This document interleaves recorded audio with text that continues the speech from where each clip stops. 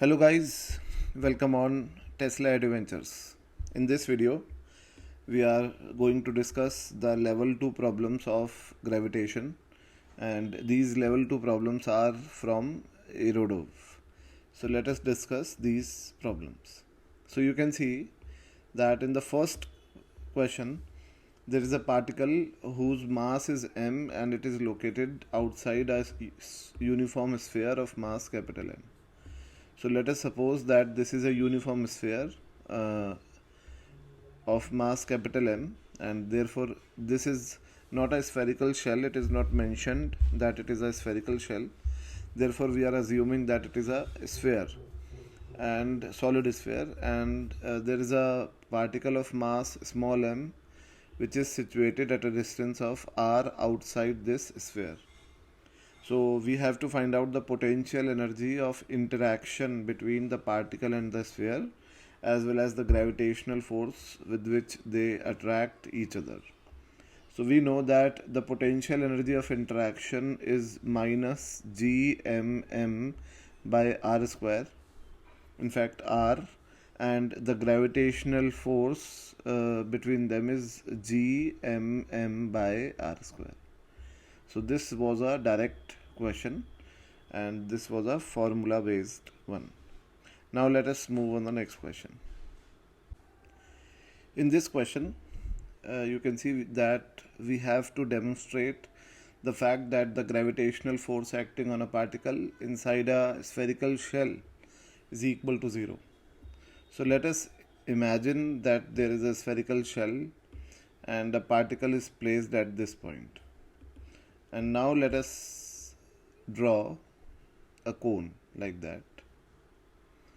Now you can see that obviously that this is a spherical shell, therefore the complete mass would be distributed on the area of the surface area of the shell.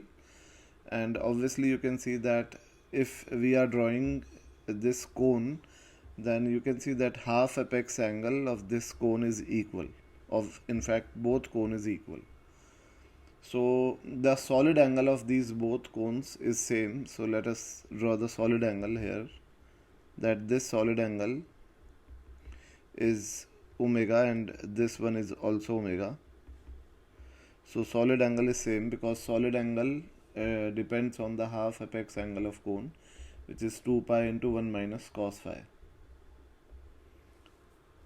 Okay, so now, so we also know that the area, this area of this base of the cone is equal to, in fact this curved area is equal to omega solid angle into r square, because we know that the complete area of this solid sphere or hollow sphere is 4 pi r square, and it is distributed among the solid angle 4 pi.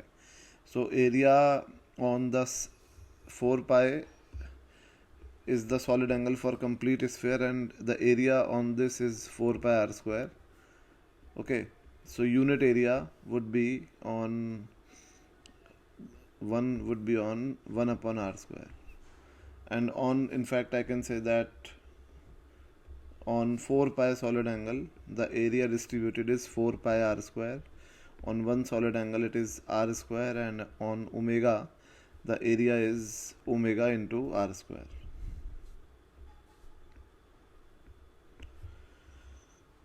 Okay, so let us suppose that this is r1 and this is r2. Okay, so area, this area is a1, and a1 will be equal to omega into r1 square, and this area is, let's suppose, a2, and a2 will be equal to omega into r2 square. And we know that mass of this is m1 and it is equal to sigma into a1, and m2 is equal to sigma into a2. So the gravitational force on this mass is proportional to, this force is proportional to m and inversely proportional to r square. So you can see that this is omega into sigma r1 square, and this is omega into sigma r2 square. And you can see that m1 upon r1 square is equal to m2 upon r2 square, which means that force applied by this section of a sphere on this mass and force applied by this section of a sphere on this mass will be same. So we can say that the net force acting on a mass which is kept inside a spherical shell is always 0, irrespective of the fact that where that mass is being kept. So now let's move on the next problem. In this question, you can see that there are two satellites which are revolving around the Earth, and they are revolving in a common plane. So let us draw their path first of all. So let us see that this is Earth and this is the path of any one satellite, and the radius of this satellite is 7,000 kilometers, and the radius of the other satellite, which is having a slightly lower radius, let us draw its path. So what let us do, that let us draw two paths, and let us see that the radius of the bigger path is 7,000 kilometers, and the radius of the smaller one is 70 kilometers less. So r dash is equal to 7,000 minus 70.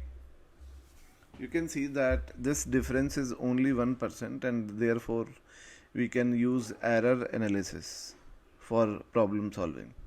Now what we have to do, that let us suppose these satellites are initially at this minimum separation, S1 and S2.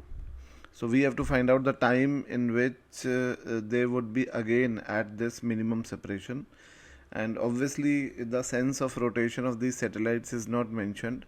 So let us assume two cases, that in the first case when they are moving in the same sense, and the second case when they are moving in the opposite sense. So first of all, let us solve this problem, and let us see that m r omega square is equal to g m by r square.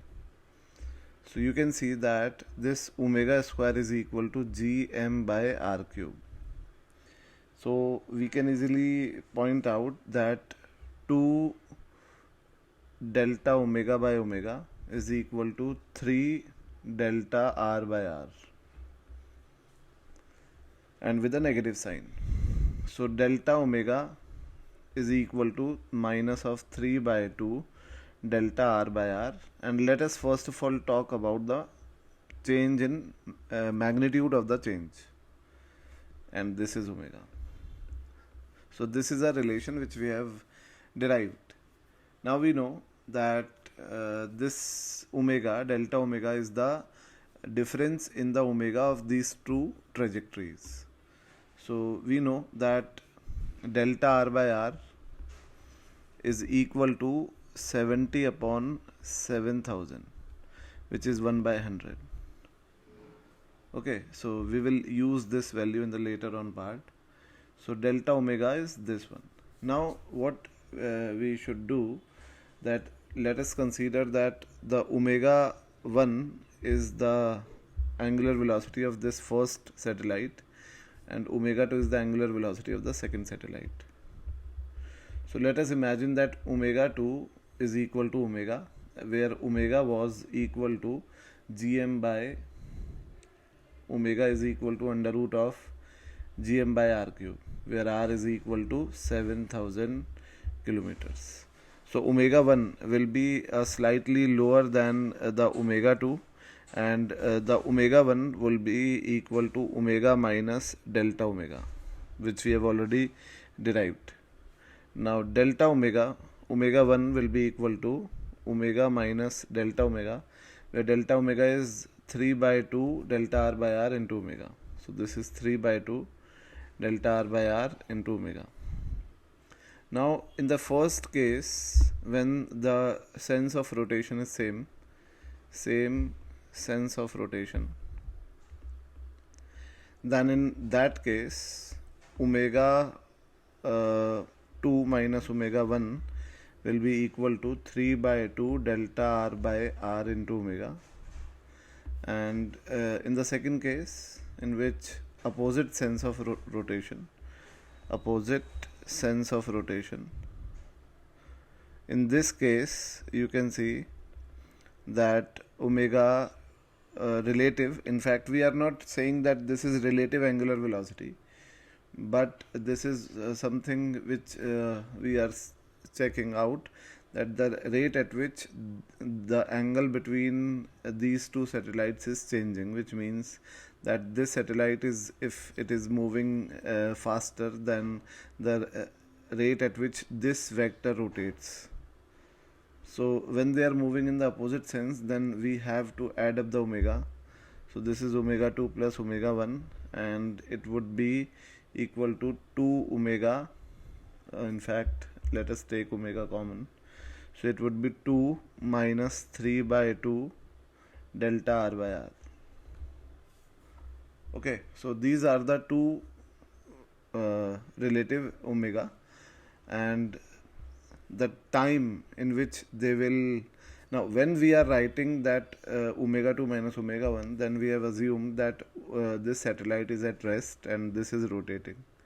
So to complete one complete rotation and to reappear at this point at minimum distance from each other, this satellite has to revolve by an angle of 2 pi. So you can see that it is 2 pi by t1, and that is equal to 3 by 2 delta r by r into omega, and t1 will be equal to 4 pi r, this is 4 pi r by 3 delta r omega, and this is 2 pi by t2, and it is equal to omega into 2 minus 3 by 2 delta r by r. Now omega, we have already written that omega is this and r is 7000 kilometers. So if we will substitute these values, then the t1 will be equal to, you can see that t1 will be equal to 4.5 days approximately, which I have already calculated, and t2 is equal to 0.84 hours. So this is the two time where in which this satellite will reappear at the minimum distance from each other, like that. Now we move on the next question. In this problem, you can see that we have to find out the height at which the acceleration due to gravity will decrease by 1% and by 0.5% above the pole of the earth. So we know that 1% is a very small change. Therefore we can use that formula, g dash is equal to g into 1 minus 2h by r. So this is g dash is equal to g minus 2hg by r, and 2hg by r is equal to g minus g dash. So 2h by r is equal to delta g by g, and if we have to find out the percentage change, then it would be 2h by r into 100, and that is delta g by g into 100. So this value should be equal to 1%. This is 1%. So 2h by r is equal to 1 by 100, and h is equal to r by 200. So it would be 32 kilometers, you can see, and the distance by which we should move so that the acceleration due to gravity reduces to half. So for that, this is a 50% change, so this is a big change, so we cannot use that formula. So the new formula will be the original formula, which is g upon 1 plus h by r whole square. So g dash is g by 2 and this is g upon 1 plus h upon r whole square. So 1 plus h upon r whole square is equal to 2, and 1 plus h by r is equal to root 2, and h by r is equal to root 2 minus 1, and h is equal to root 2 minus 1 into r. So this is 0.414 into 6400 kilometers. So it would be approximately 2650 kilometers. Okay, so the correct answer for second part is 2650 kilometers. Now we move on the next problem. In this question you can see that there is a double star system in which there are two stars which are moving around their common center of mass, and the distance between those two components, we have to find out the distance between those two components of the double star, and it is given that the total mass of that double star is m and the time period of revolution is t. So we know that this omega of double star is equal to under root of g m1 plus m2 by d cube, which we have already derived in the video of binary star. You can refer to that video in the playlist of gravitation, and this is equal to 2 pi by t. So you can see that squaring g into m1 plus m2 is given as m. So gm by d cube is equal to 4 pi square by t square, and we have to find out d.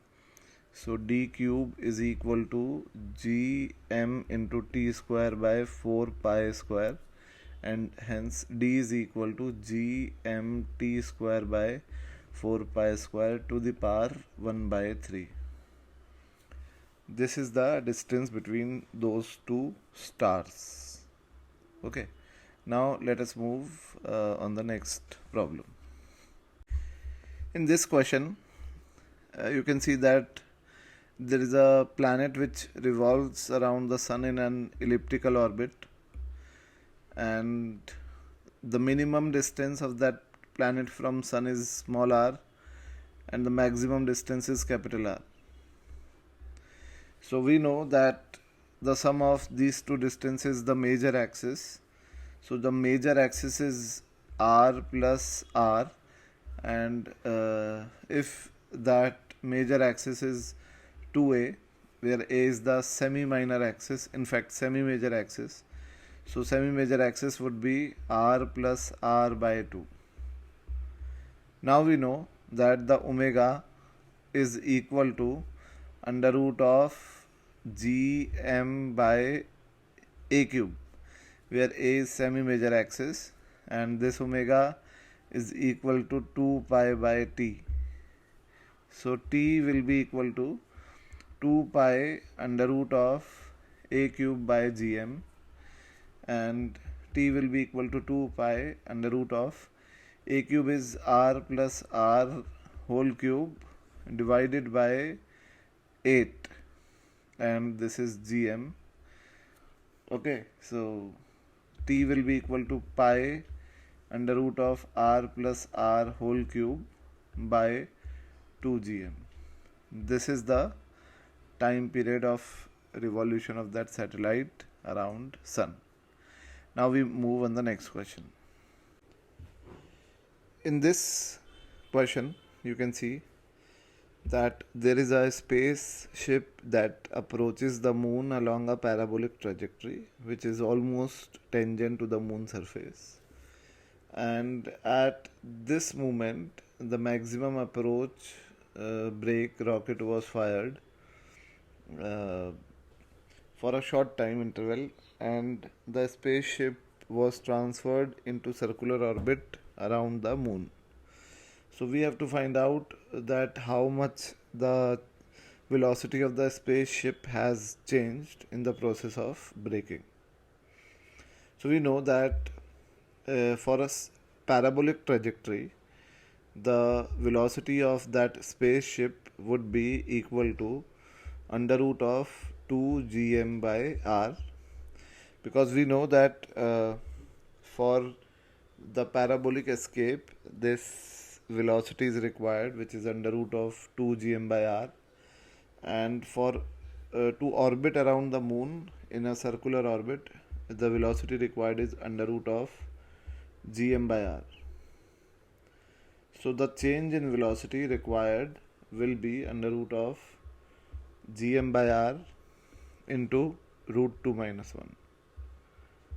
So this change in velocity is required to transfer that satellite from parabolic trajectory to the circular trajectory around the moon, where this r and m are the radius and mass of the moon.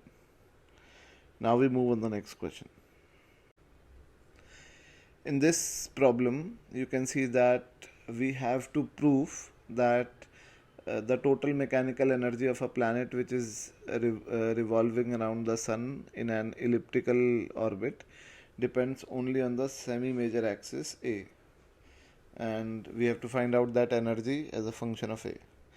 I have uploaded a video that the total energy of satellite, and you can find that video in the playlist of gravitation. So this complete question has the answer in that video, and I have derived the total energy in terms of the semi-major axis also in that video. So you can concern that video in this playlist of gravitation, and the name of the video is the energy of satellite. Now we move on the next question. In this question, you can see that we have to find out the potential energy and the gravitational potential energy of interaction between the two masses m1 and m2, which are located at a distance of r from each other. So we know that this gravitational interaction energy of these 2 point masses r is minus g m1 m2 by r. We have already derived this result in the section of potential energy, and we have to also find out in the B part that there is a rod of mass m. Let us draw that rod. There is a rod of mass m and its length is L, and there is a mass which is situated at a distance of A from the end of the rod. So we have to find out the potential energy of interaction of these two also. So we know that, let us assume that there is a mass dm which is situated at a distance of x. So the potential energy of interaction of this dm with m will be g minus g dm m by x. Okay, and the value of dm will be equal to m by l into dx. So du will be equal to minus of gm into m by l into dx divided by x. So u will be equal to integration of du, and therefore u will be equal to minus gmm by l minus gmm by l integration of dx by x. Okay, so this integration will be having the limits from a to l plus a to l plus a. So u will be equal to minus gmm by l into ln l plus a by a. So u will be equal to minus gmm by l ln 1 plus L by A. This is U. Now in the B part of this question, we have to find out the force of interaction between them. So we know that dF will be equal to G dm m by x square, and therefore F will be equal to dF will be equal to G dm, where dm is m by L into m by x square into dx, and F will be equal to G m by L and integration of dx by x square. The limit of x would be from a to L plus a to L plus a,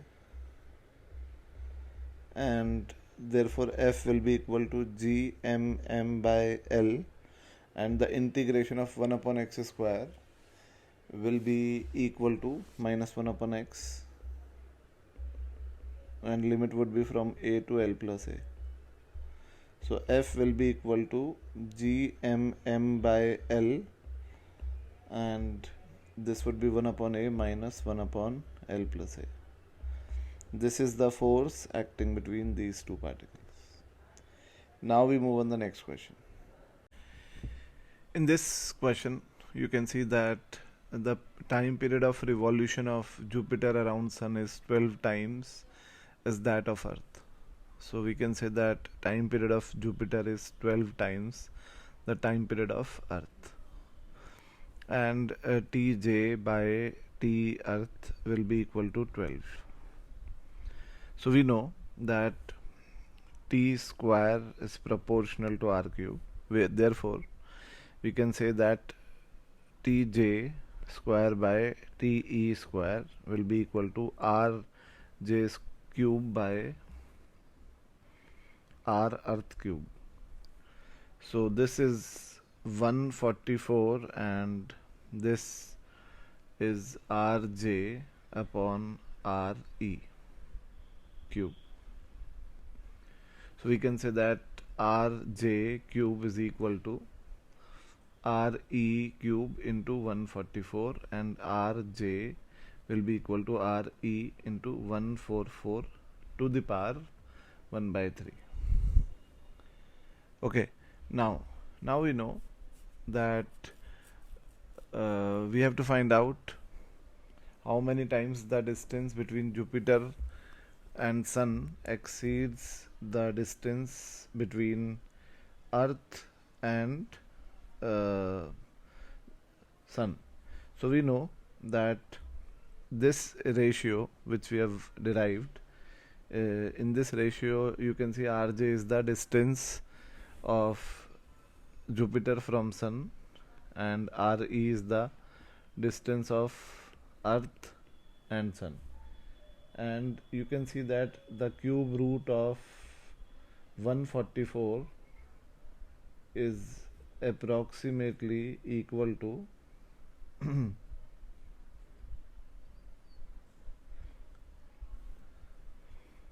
5.2 approximately. So this is approximately 5.2. Okay, now in the B part, the velocity and the acceleration of Jupiter in heliocentric reference frame. Now the heliocentric reference frame is the reference frame which is attached to the center of the Sun, and in this frame we can say that the speed of Jupiter V will be equal to R Jupiter into omega Jupiter. Now R Jupiter is equal to 5.2 of R Earth, and R Earth is 1 astronomical unit. So 1 astronomical unit is equal to 1.496 into 10 raised to power 11 meters. So we can say that the R Jupiter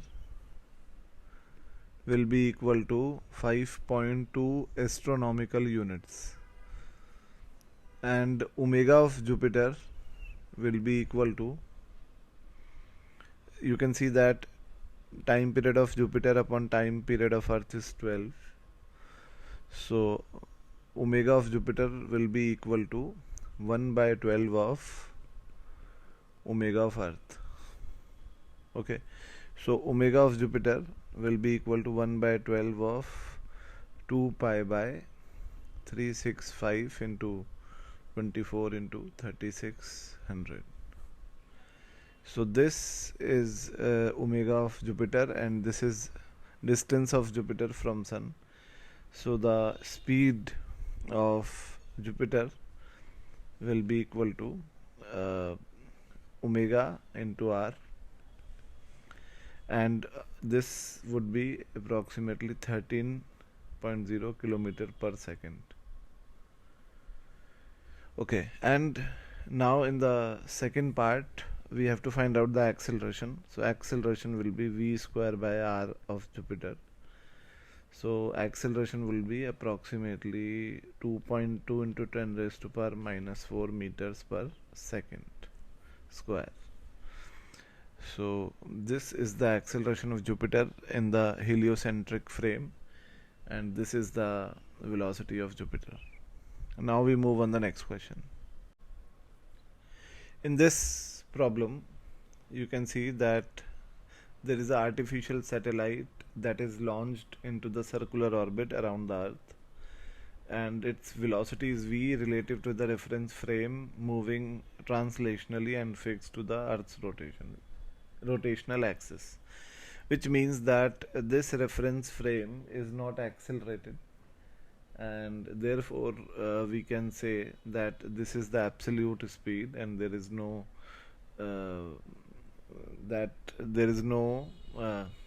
pseudo force acting on the planet. So we have to find out the distance of that satellite from the Earth's surface, and radius of the Earth's surface and free fall acceleration are assumed to be known. So we know that the orbital speed is under root of gm by r plus h.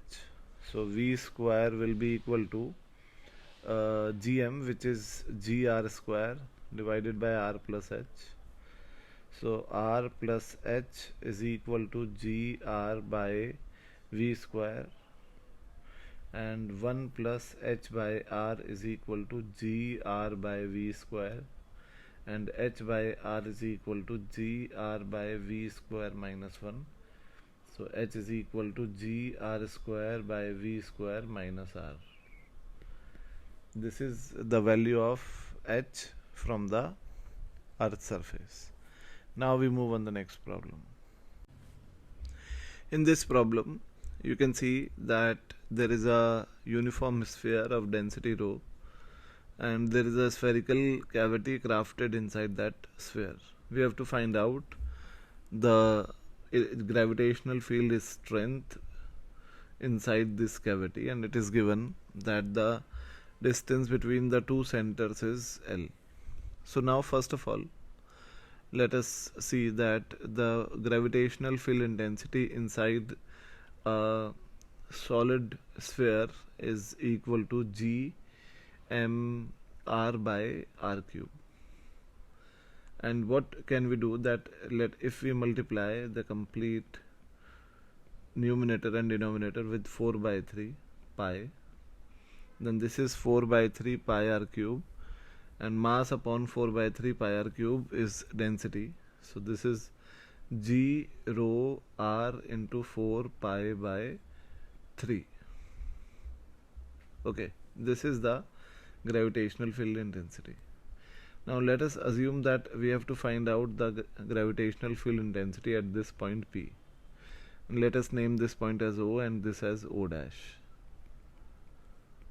So we know that the gravitational field intensity at P will be equal to the gravitational field intensity at P due to this complete sphere, which was initially present when there was no cavity. So it was g rho 4 pi by 3 and vector OP, because this r vector is the position vector of that point from the center of the sphere, so it would be OP. Now minus of, so we have removed this sphere, so the gravitational field at this point would be reduced by the amount of gravitational field which this sphere which has been removed would have produced here. So the gravitational field intensity which this smaller sphere would have produced at this point would be G rho 4 pi by 3 and vector O dash P. So the the gravitational field intensity at P would be G rho 4 pi by 3 into OP minus O dash P. And you can see that OP minus O dash P is equal to OO dash. If you can apply that triangle law of vector addition, then we can say that OO dash plus O dash P is equal to OP. So OO dash is equal to OP minus O dash P. So the gravitational field intensity at P would be G into, let me write it down on the next page. So at P it would be G into rho into 4 pi by 3 divided by into OP minus O dash P, and OP minus O dash P is OO dash, and OO dash is equal to L. So if we have to write down the magnitude, then it would be G rho into 4 pi by 3 into L. Now let us move on the next question. In this question we can see that this is Earth and this is Moon. Okay, and it is given that the mass of Earth is, let's suppose mass of Moon is m, so mass of Earth is 81 m, and the distance between these two planets is almost 60 times of radius of Earth. Okay, so we have to find out the point, the distance of that point from the Moon, where the net gravitational force will vanish. Okay, so let us see first of all that if this distance is x, we have to find out the distance of that point from the center of the Moon at which the strength of resultant gravitational field of Earth and Moon will vanish. So this is a simple question. We know that at this point, if gravitational pull of Moon and gravitational pull of Earth is balanced, then 81 gm by 60 minus 60r minus x whole square is equal to gm by x square.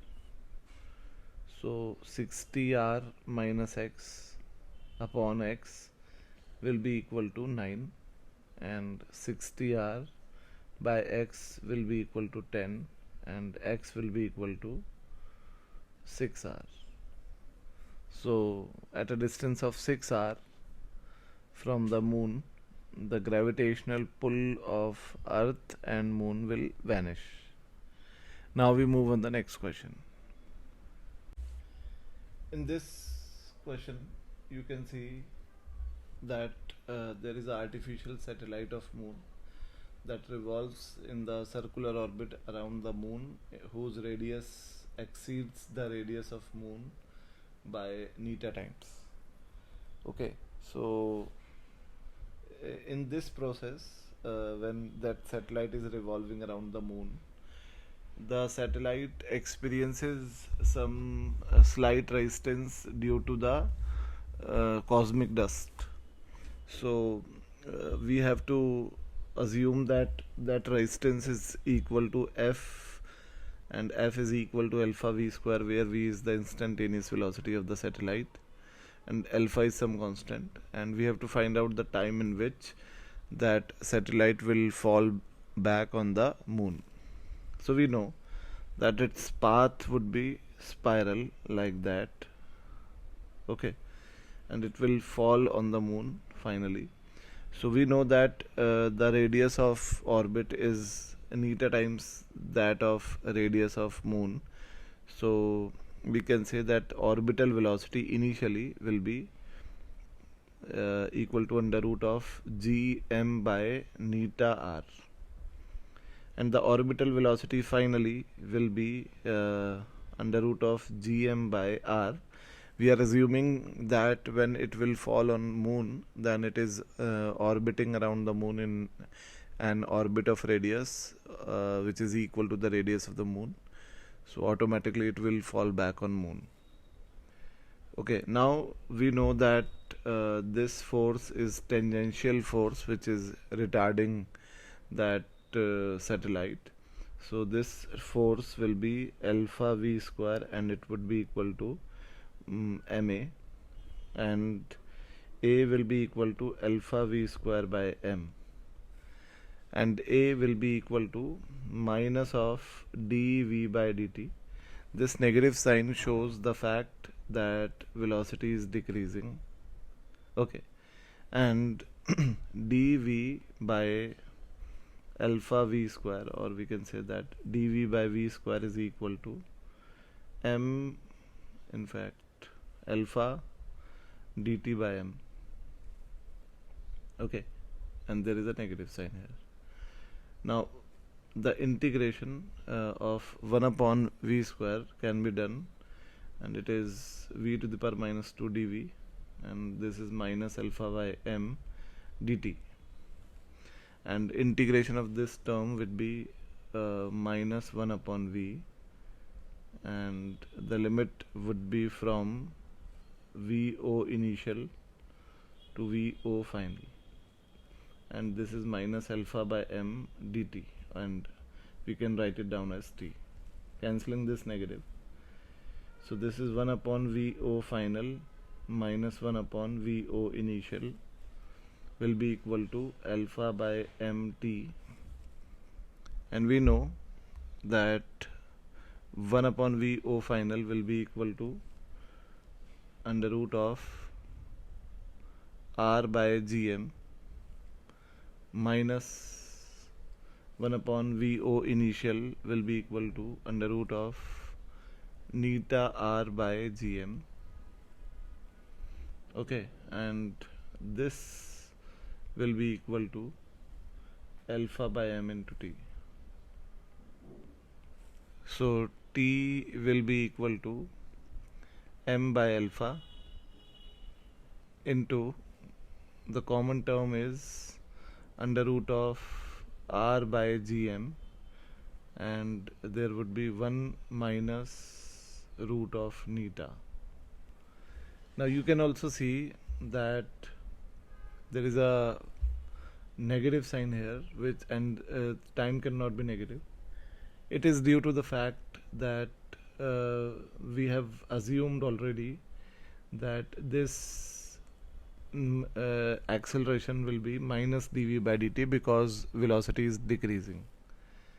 So therefore this negative sign is appearing here, so we can neglect this negative sign, and we can write it as m by 2 under root of r by gm and under root of neta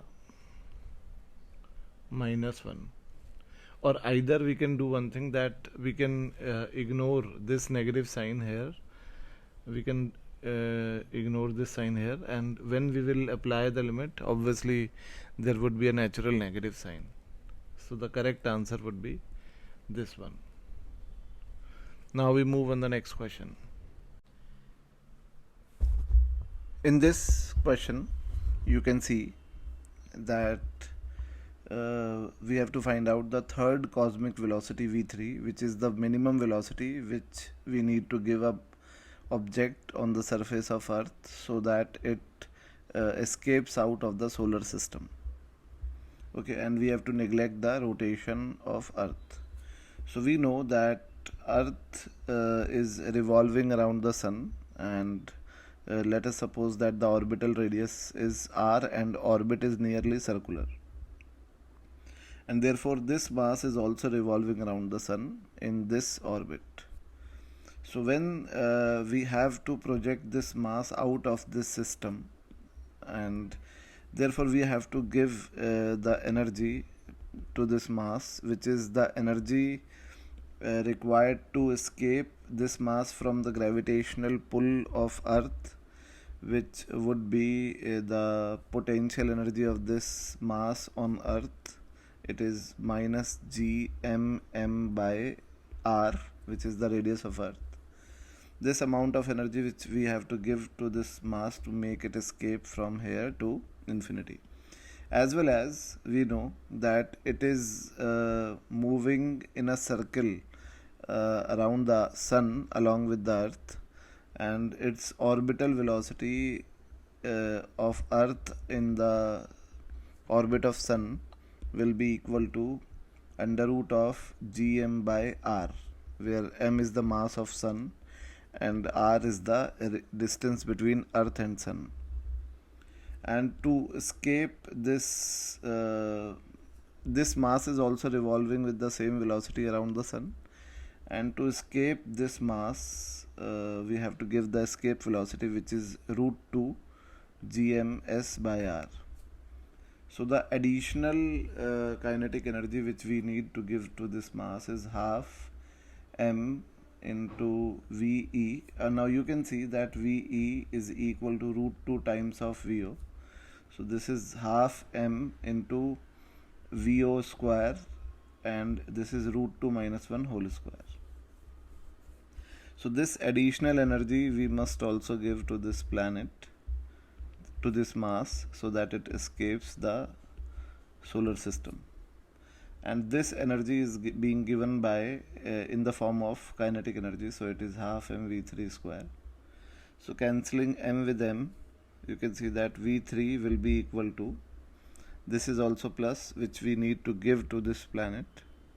So v3 will be equal to under root of gm 2gm by r plus, this is v0 square, v0 square is gms by r into root 2 minus 1 whole square. This speed we have to give to this planet, to this mass, so that it escapes out the solar system, and this is also called as third cosmic velocity. Now we move on the next question. In this question you can see that from the Earth's surface on the pole of Earth, we have projected a body with a velocity v0 away from the Earth in radially outward directions, and we have to find out the maximum height it would attain above the Earth's surface. So let us suppose that it attains a height of h, and as this is the maximum height, therefore the kinetic energy at this point would be 0.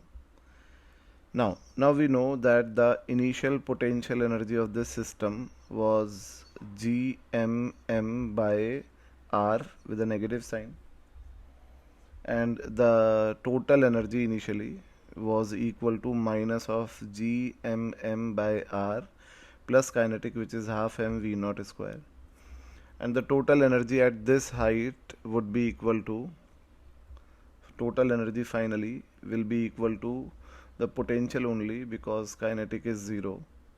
So it is gmm by minus gmm by r plus h, and obviously the total energy is conserved, so gmm by minus gmm by r plus h is equal to minus gmm by r plus half m v0 square.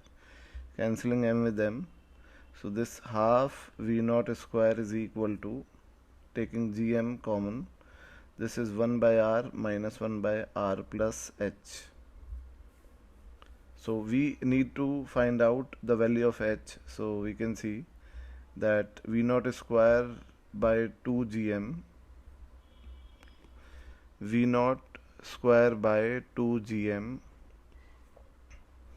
is equal to this is 1 upon r into r plus h, and here it would be h only, so it is h. So r plus h upon h is equal to 2 gm by v naught square r. So this is r upon h plus 1 is equal to 2 gm by v naught square r, and r upon h is equal to 2 gm by v naught square r minus 1. So h would be equal to r upon 2 gm by v naught square r minus 1, and you can simplify it and you can see that it would be r upon 2 gm minus v naught square r, and this is r square v naught square.